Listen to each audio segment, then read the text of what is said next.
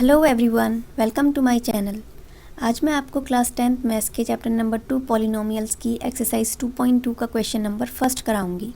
Find the zeroes of the following quadratic polynomials and verify the relationship between the zeroes and the coefficient. हमें इन quadratic polynomials के zeroes find करने हैं और उसके बाद हमें वेरीफाई करना है relationship between the zeroes and the coefficients. तो यहाँ देखिए आप 6 पार्ट्स हैं इसके, जिसमें से कि मैं 3 पार्ट्स अभी कराऊंगी और 3 पार्ट्स नेक्स्ट वीडियो में कराऊंगी। तो फर्स्ट पार्ट से स्टार्ट करते हैं। हमें ये जो क्वाड्रेटिक पॉलिनोमियल है, ये देखिए इसमें हाईएस्ट पावर 2 है, ये क्वाड्रेटिक पॉलिनोमियल होता है। क्वाड्रेटिक पॉलिनोमियल के ज़ीरोज़ फाइंड करने हैं। अब ज़ीरो हम कैसे फाइंड करते हैं? किसी भी क्वाड्रेटिक पॉलिनोमियल का ज़ीरो का मतलब ये है कि एक्स की वो वैल्यूज़ जो इसमें पुट करें कि पॉलिनोमियल ज़ीरो हो जाए, वो ज़ीरोज़ हमें इसमें फाइंड करने हैं। और उसके बाद हमें इसका रिलेशनशिप, जो इनके ज़ीरोज़ आएंगे उनका रिलेशनशिप उनके इस पॉलिनोमियल के कोफिशिएंट से वेरीफाई करना है। तो इसका रिलेशनशिप क्या होता है? यह है क्वाड्रेटिक पॉलिनोमियल है ax² + bx + c की फॉर्म में। तो इनके जो ज़ीरोज़ आएंगे उनका जो सम होगा, उनको जो प्लस करेंगे उन ज़ीरोज़ को, वो किसके, जो उसके वैल्यू आएगी उसका सम की, वो किसके इक्वल होगा? Minus coefficient of x upon coefficient of x²। मतलब x के मल्टीपल अपॉन x² के मल्टीपल के इक्वल होगा वो। और product of zeros equal to constant term upon coefficient of x²। और जो उनका प्रोडक्ट होगा वो किसके इक्वल होगा? Constant term upon coefficient of x²। तो इसकी डिटेल वीडियो मैंने एक्सरसाइज 2.2 के इंट्रो में भी बताई है, वहाँ जाकर आप देख सकते हैं। तो फ़िलहाल स्टार्ट करते हैं ये इसका सॉल्यूशन। तो ज़ीरोज़ कैसे फाइंड करेंगे? देखिए यहाँ पर अभी तक जैसे कोई नंबर है, कोई एक्सप्रेशन है, ये x + 5। इसे तो सिंपली अगर इसकी x की वैल्यू हमें फाइंड करनी है तो हमने इधर -5 कर दिया, तो ये -5 इसका ज़ीरो ऑफ द पॉलिनोमियल हो गया। ये एक लीनियर पॉलिनोमियल है जिसमें डिग्री 1 है। अब यहाँ पर आप देख रहे हैं डिग्री 2 है। तो जो इस तरह के क्वाड्रेटिक पॉलिनोमियल्स होते हैं वो हम ऐसे फाइंड नहीं कर सकते। वो हम किस तरह से फाइंड करेंगे?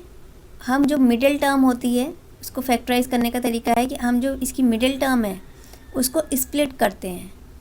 तो उसको स्प्लिट कैसे करते हैं?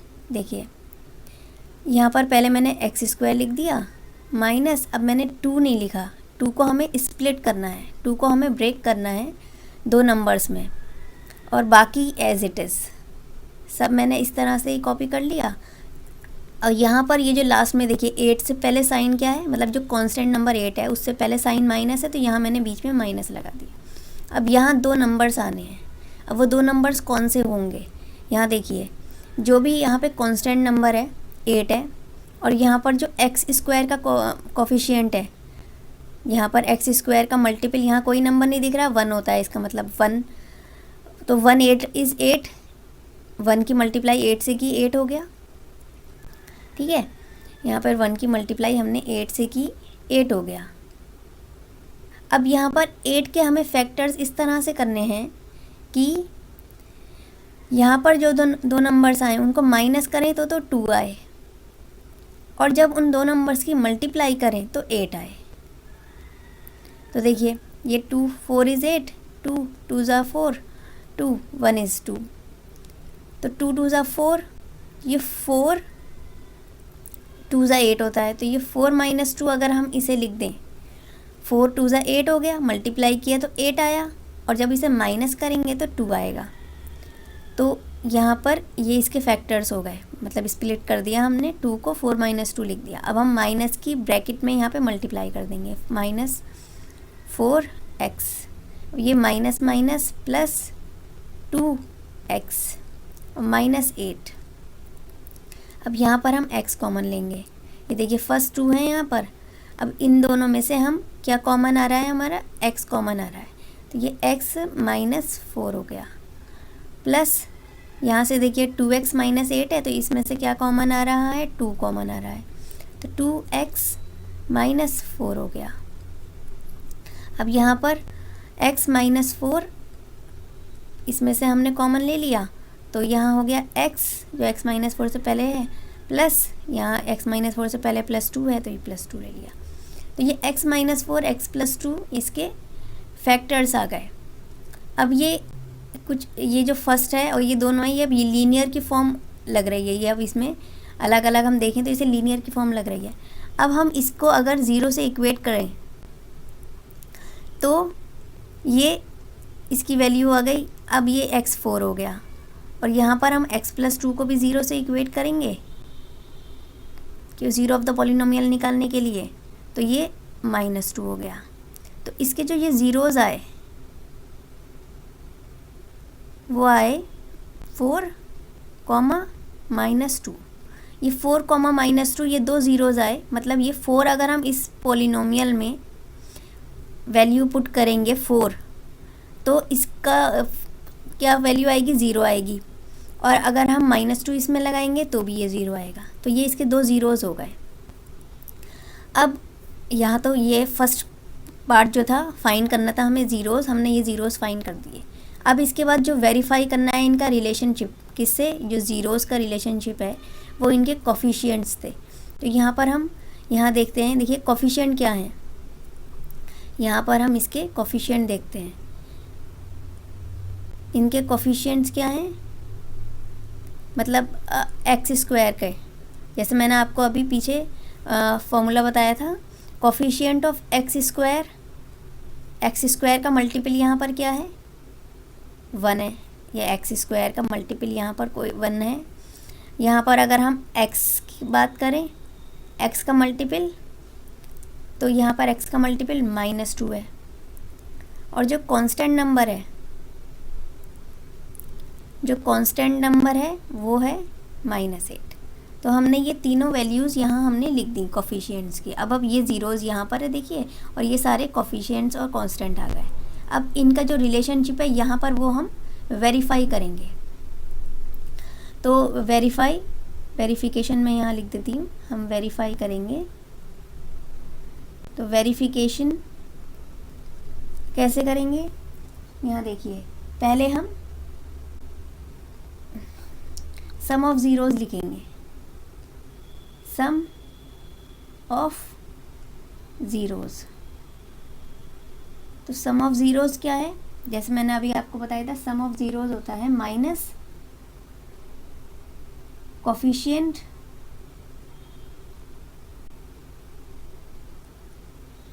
Of x upon coefficient of x²।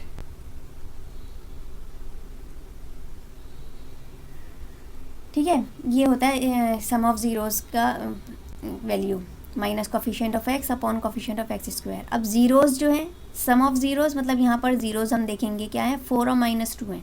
तो हमने 4 और प्लस सम लिखा है तो हमने प्लस किया, और प्लस क्या करना है, दूसरा वाला ज़ीरो वो -2 है। ठीक है, अब माइनस, अब x का कोफिशिएंट क्या है, यहाँ पे देखिए x का कोफिशिएंट -2 है, तो हमने यहाँ लिख दिया -2, और अपॉन x² का कोफिशिएंट क्या है, वो है 1 है। तो 4 -2 मतलब प्लस माइनस माइनस हो गया, तो ये 4 -2 ऐसे लिख दिया। और ये माइनस की जब इससे मल्टीप्लाई हो रही है, माइनस की मल्टीप्लाई माइनस से हुई तो ये 2 हो गया, 2/1, 2/1 हो गया। ये 4 -2 2, और ये 2/1 भी 2। तो यहाँ पर ये दोनों वैल्यूज से इक्वल है, जो सम ऑफ ज़ीरोज़ है वो इसके इक्वल हो गया है। तो यहाँ पे ये वेरीफाई हो गया, हमने ये ट्रू प्रूफ कर दिया।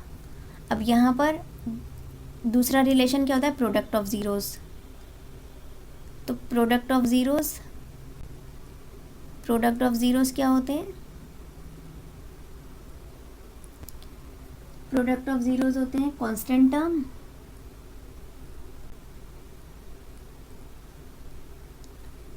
कांस्टेंट अपॉन, यहाँ पे मैं कोफिशिएंट ऑफ इसका, कोफिशिएंट ऑफ x²। देखिए सम में भी अपॉन में कोफिशिएंट ऑफ x² होता है, और प्रोडक्ट में भी अपॉन में कोफिशिएंट ऑफ x² होता है।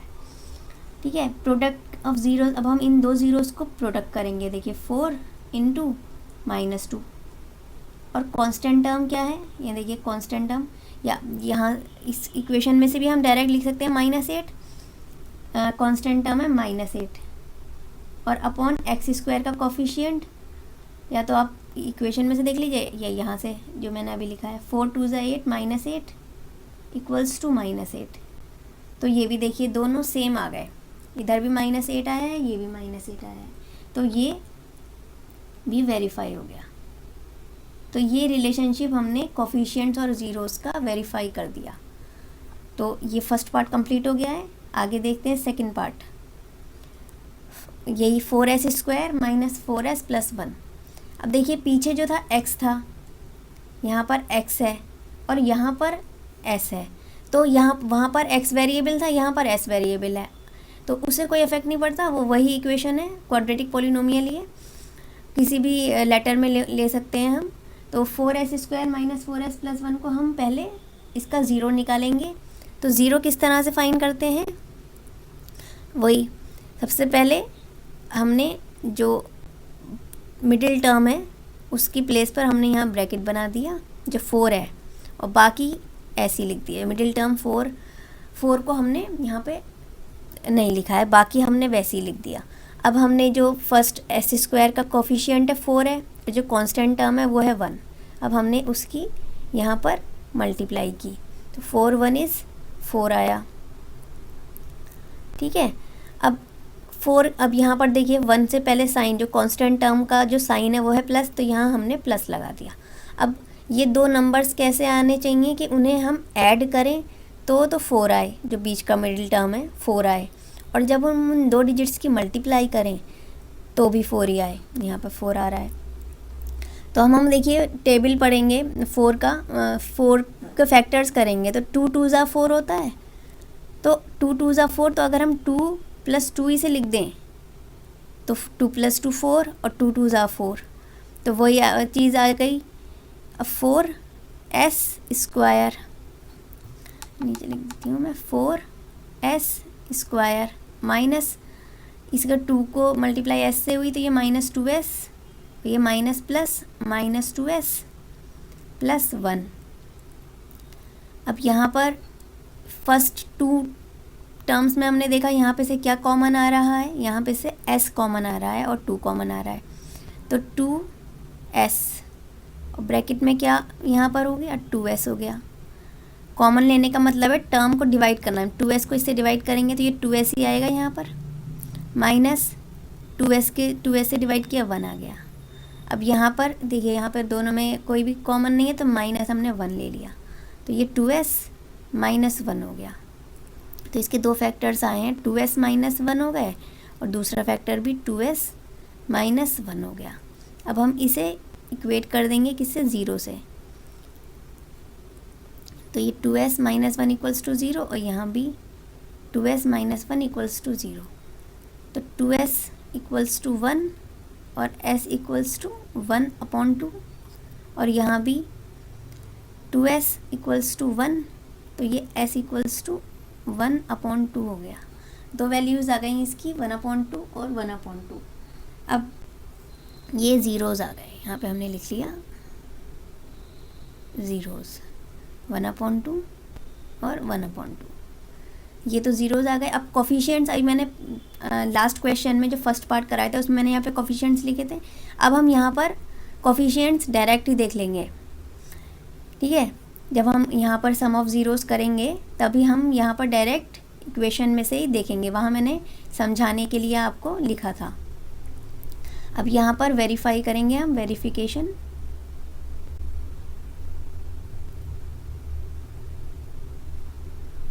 तो वेरिफिकेशन में यहाँ हमने लिख दिया सम ऑफ ज़ीरोज़।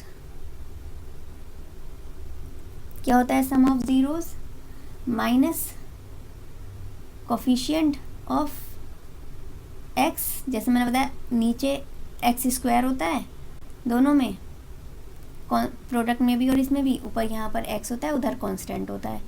तो यहाँ पर सम ऑफ ज़ीरोज़, यहाँ पर देखिए 1/2 है, दोनों ज़ीरोज़ 1/2 प्लस 1/2 माइनस, अब यहाँ देखिए ये x का कोफिशिएंट है ना, यहाँ पर हम एस में देखेंगे, जो एस है ना, तो यहाँ पर ये हमने लिखा ये है, लेकिन हम एस का जो कोफिशिएंट मतलब जो सिंगल टर्म है एस वाली वो हम देखेंगे यहाँ पर, तो वो है -4। यहाँ देखिए ये -4 है, और अपॉन में जो एक्स स्क्वायर का कोफिशिएंट है मतलब जो एस स्क्वायर का कोफिशिएंट है वो है 4। तो 1/2 + 1/2 हमने यहाँ पे एलसीएम लिया, इसका 2 आया, ये 1 + 1 हो गया, और यहाँ पर ये माइनस माइनस +4/4 हो गया। ये 1 + 1 2/2 और ये 4/4, तो ये भी 1 हो गया और ये भी कट होके 1 हो गया। तो इसकी क्या आ गया, 1 = 1 आ गया। तो ये भी हमारा वेरीफाई हो गया। अब यहाँ पर हम प्रोडक्ट ऑफ ज़ीरोज़ से देखते हैं। Product of zeros,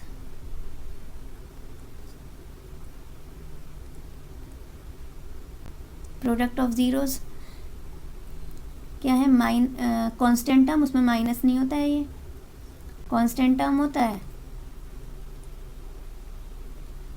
upon coefficient of x square. अब कांस्टेंट टर्म यहाँ देखिए क्या है, कांस्टेंट टर्म +1, तो 1 ही लिख देंगे, और एक्स स्क्वायर का मतलब एस स्क्वायर का कोफिशिएंट क्या है 4, तो वो 4 हो गया। और यहाँ पर ज़ीरोज़ क्या है हमारे, 1/2 इंटू 1/2, तो 1 1 इज़ 1, 2 2s are 4, 1/4 = 1/4, ये भी दोनों सेम आ रहे हैं, इसका मतलब ये भी हमारा ट्रू हो गया, वेरीफाई हो गया। तो दोनों हो गए। अब हमारा ये सेकंड पार्ट भी कंप्लीट हो गया है। आगे देखिए थर्ड पार्ट,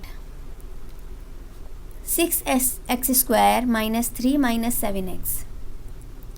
यहाँ पे देखिए ये इसकी स्टैंडर्ड फॉर्म नहीं है। क्वाड्रेटिक पोलिनोमियल की स्टैंडर्ड फॉर्म क्या होती है, ये डिक्रीजिंग ऑर्डर में होते हैं। ये पहला 6x² और यहाँ पर x, इसके बाद यहाँ पर 7x आएगा, और यहाँ पर अब ये 3 आएगा। अब यहाँ पर फिर हम यहाँ पर ये देख रहे हैं कि इसे हमें स्प्लिट करना है मिडिल टर्म को, तो वैसे ही करेंगे जैसे हमने आपको अभी बताया कि 7 को नहीं लिखेंगे, 7 की प्लेस पे मैंने ब्रैकेट बना दिया, और अब हम साइन कौन सा ले लेंगे, यहाँ पे माइनस है तो यहाँ बीच में माइनस ले लिया। अब एक्स स्क्वायर का जो कोफिशिएंट है वो है 6 और जो कांस्टेंट टर्म है वो है 3, तो 6 × 3 क्या हो गया 18। अब 18 के हमें फैक्टर्स करने हैं कि यहाँ पे माइनस करें तो 7 आ जाए। तो देखिए सबसे पहले 2 का टेबल देखिए, हमने 2 9 18 होता है, 2 9 18, तो अगर हम 9 - 2 करें, 9 - 2 करें तो देखिए 9 - 2 7 होता है, और 9 2s are 18 होता है, मतलब प्रोडक्ट उसका 18 आ रहा है और माइनस करें तो 7 आ रहा है। तो ये सही बैठा है हमारा, 6x² - 9x और माइनस माइनस प्लस 2x - 3। अब यहाँ पर देखिए 6 और 9 है और x² x है, तो यहाँ पे तो x आ रहा है कॉमन, इसके अलावा 6 और 9 में क्या नंबर आएगा 3, 3 से होगा ये 3x, 3 2s are 6 और ये x -3 3s are 9। कॉमन लेने का मतलब है हर टर्म को जो हम कॉमन ले रहे हैं उससे डिवाइड करना। अब 1 हमने इसमें से कुछ नहीं आ रहा, 1 ले लिया कॉमन,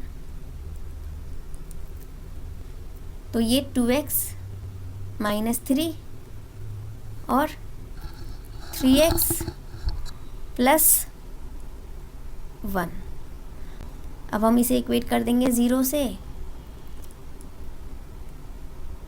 तो ये आएगा 2x = 3, x = 3/2। यहाँ पर 3x + 1 = 0 और 3x = -1, x = -1/3। तो 2 ज़ीरोज़ इसमें आए हैं हमारे, 3/2, -1/3, ये ज़ीरोज़ इसके आए हैं। अब हमें यहाँ पर, अब हम इसके कोफिशिएंट्स देखेंगे। यहाँ पर वेरिफिकेशन में लिखती हूँ।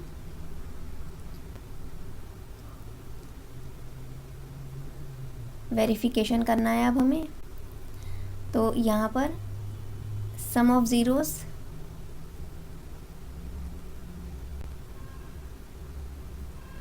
क्या होता है, माइनस कोफिशिएंट ऑफ ऊपर x और नीचे कोफिशिएंट ऑफ x स्क्वायर। अब ज़ीरोस देखिए 3/2 और यहाँ पर प्लस -1/3 और यहाँ पर माइनस। अब यहाँ देखिए, अब हम कोफिशिएंट ऑफ x देख रहे हैं। देखिए ध्यान से हमें ये देखना है कि यहाँ पे बीच में 3 है, यहाँ पे 7x है। हमने अभी इसे स्टैंडर्ड फॉर्म में लिखा है, स्टैंडर्ड फॉर्म में लिखा है, तो हमें ध्यान से यही देखना है कि x का कोफिशिएंट कहाँ पर है। ये देखिए x का कोफिशिएंट -7 है, -7 और अपॉन में एक्स स्क्वायर का कोफिशिएंट क्या है, मतलब एक्स स्क्वायर का मल्टीपल कहाँ पर है, 6 है, तो वो 6 लिखा। अब 3/2 और ये प्लस माइनस -1/3 हो गया और ये माइनस माइनस प्लस 7/6 हो गया। तो हम इसका एलसीएम लेंगे तो 2 3 ज़ार 6, 2 और 3 का एलसीएम 2 3 ज़ार 6। तो अब हमने इसका लिया 2 3 ज़ार 6, 3 3 ज़ार 9, माइनस 3 2 ज़ार 6, 2 1 is 2, तो ये 7/6 हो गया। तो यहाँ पर ये वेरीफाई हो जाएगा। जब आगे इसको मैं इधर लिख देती हूँ क्योंकि अभी हमें यहाँ पे verification of product of zeros का भी करना है। तो ये 7/6 इक्वल्स टू ये 7/6 हो गया। अब ये हमारा वेरीफाई हो गया। यहाँ पर अब मैं प्रोडक्ट ऑफ ज़ीरोस ले लेती हूँ।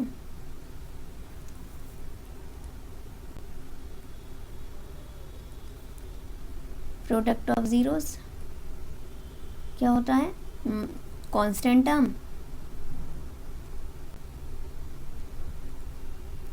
Upon coefficient of x square.